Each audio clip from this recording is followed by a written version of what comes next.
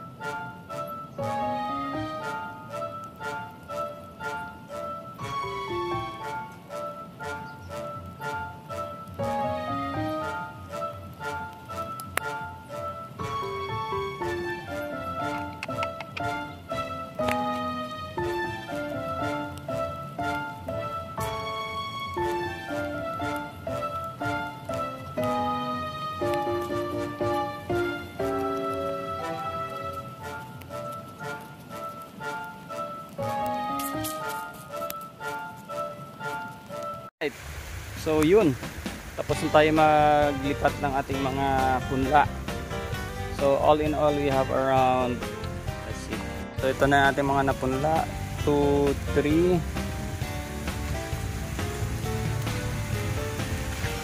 4, 5, 6, 7, 8, 9, 10, 11, 12, 13, 14, 15, 16, 17, 18, 19, 20, 21, 22. Alright, so yan guys, no, we have a total of 22 seedlings na na-transfer natin today. Alright, so may purpose ito kung bakit dinikit ko sa may bakod. So ang purpose naman ito, hindi lang siya pang additional food para sa ating mga alaga, kundi pag lumaki-laki itong puno ng ating mga seedlings, ng ating mga Madre de Agua, it will serve as support also sa ating bakod, no? So, para medyo may konting tayo, support sa ating bakod. Although medyo matibay yan, but still, no, iba pa rin na may suporta siya. So yun, we have a total of 22 seedlings. Sana mabuhay lahat. Okay, so yan lang muna for today's video. Meron pa tayong idudugtong na ilang seedlings na mulberry naman, maybe tomorrow. Inuna lang natin yung ating mga naunang punla kasi medyo nagsisiksikan na sila at nagpapahabaan ng stem, no? Para baka kasi mamatay din kapag hindi agad na hindi rin agad natin nalipat. So may ilan pa tayo dun, baka mga around 10 to 15 pa. So sa kabila naman natin sila idadagdag. Okay. So yun lang muna for now mga kamanok. This is Pong of Butnes Bugana Farm. Thank you so much for watching. Bye.